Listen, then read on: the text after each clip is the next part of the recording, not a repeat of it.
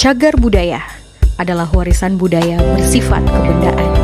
Dapat berupa benda, bangunan, struktur, situs, dan kawasan di darat maupun di air yang perlu dilestarikan keberadaannya karena memiliki nilai penting bagi sejarah, ilmu, pengetahuan, pendidikan, agama, dan kebudayaan melalui proses penetapan. Berdasarkan pencatatan Dinas Pendidikan dan Kebudayaan, terdapat 41 cagar budaya yang ada di kota Parepare. Namun, cerita apa saja yang dilahirkan oleh masyarakat mengenai cagar budaya tersebut? Kami mencoba menghimpun narasi yang diciptakan oleh masyarakat awam mengenai 6 cagar budaya yang ada di kota Parepare.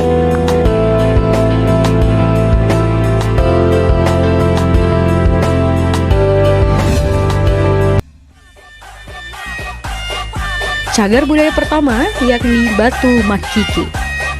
Batu setinggi sekitar 4 meter dengan panjang 5 meter. Batu tersebut berasal dari atas bukit Bacukiki. Batu ini berpindah sendiri dari tempat asalnya. Hati-hati, jangan salah paham. Maksud berpindah sendiri ialah karena terbawa arus air laut yang dulunya mencapai kawasan ini.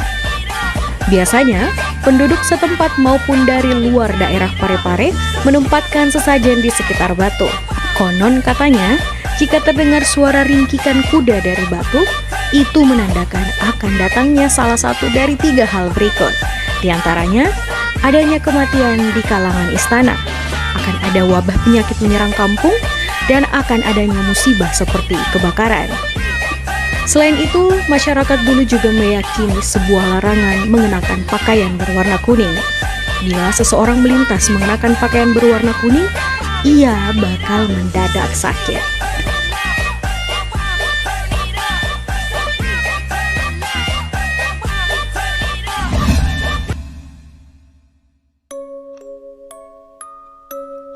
Cagar budaya kedua, Makam Arung Matoa Wajo ke-43. Sultan Ishak Manggabarani adalah salah satu Arung Malolo Sidendreng atau putra mahkota kerajaan Sidendreng yang kemudian dilantik sebagai Arung Matoa Wajo ke-43 pada tanggal 11 Februari 1900.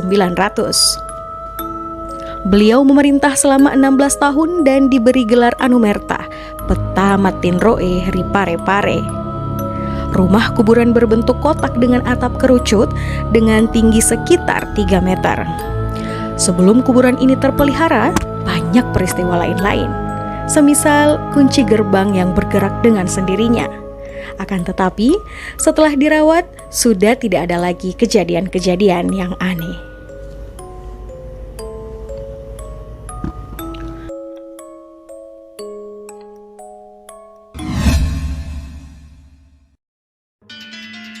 Cagar budaya ketiga, bangunan tua setangkai bunga maka.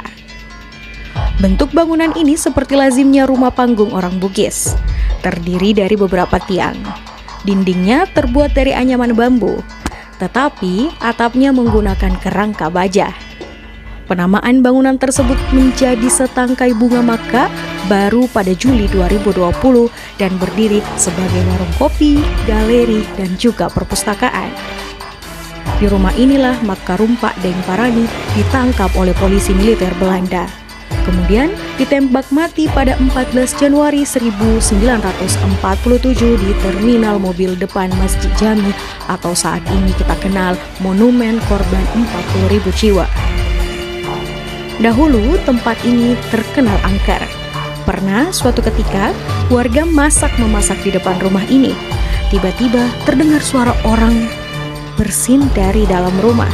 Padahal rumah ini sewaktu itu tidaklah berpenghuni. Cerita lainnya mengenai bangunan ini, beberapa orang pernah mengontrak rumah, tapi tidak pernah ada yang cukup lama tinggal karena katanya mendapat gangguan dari makhluk gaib. Dan di waktu lain, ada juga kisah tentang pemuda yang pernah meminum miras di dalam rumah lantas kemudian tertidur. Dan ketika esok paginya, ia sudah menemukan dirinya tertidur di pekarangan rumah.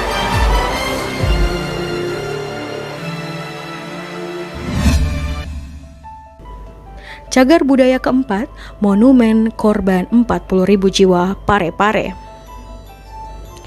Monumen ini dibangun untuk memperingati peristiwa penembakan di bawah pimpinan Raymond Pierre Paul Westerling pada Ahad 14 Januari 1947. Sekarang, beberapa orang memanfaatkan lokasi ini untuk berdagang. Ada penjual es buah, es teler, empe-empe, hingga batagor. Ketika tempat ini belum direnovasi, patung dan relief itu dipercaya bergerak. Juga ada tukang tenda yang mengaku pernah melihat penampakan serupa orang tua tinggi dan mempunyai jenggot yang panjang.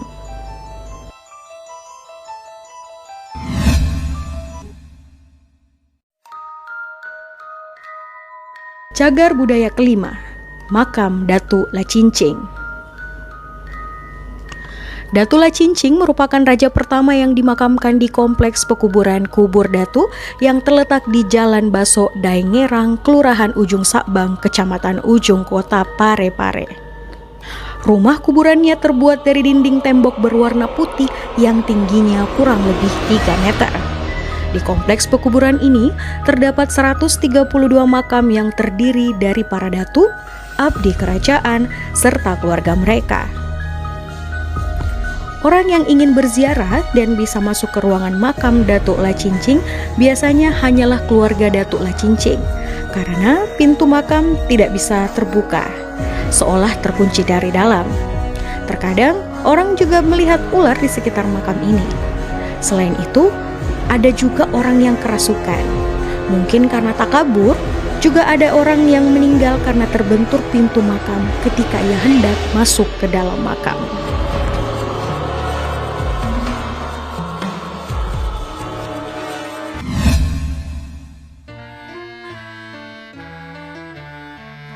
Cagar budaya keenam, Lapas Lama. Lapas ini dulu dibangun oleh pemerintah kolonial Belanda untuk menahan para pejuang kemerdekaan. Total terdapat 20 bilik sel penjara. Di antaranya terdiri atas 16 bilik untuk tahanan pria, 2 bilik untuk tahanan wanita, dan 2 lagi untuk bilik isolasi. Salah satu kisah misteri yang beredar adalah seorang perawat rumah sakit melihat penampakan saat ia hendak memarkir motornya. Juga ada seorang pengunjung yang ingin mengundurkan motornya, lalu tiba-tiba anaknya berkata bahwa banyak anak-anak di belakang. Tetapi si bapak bahkan tidak melihat seorang anak pun di belakang motor.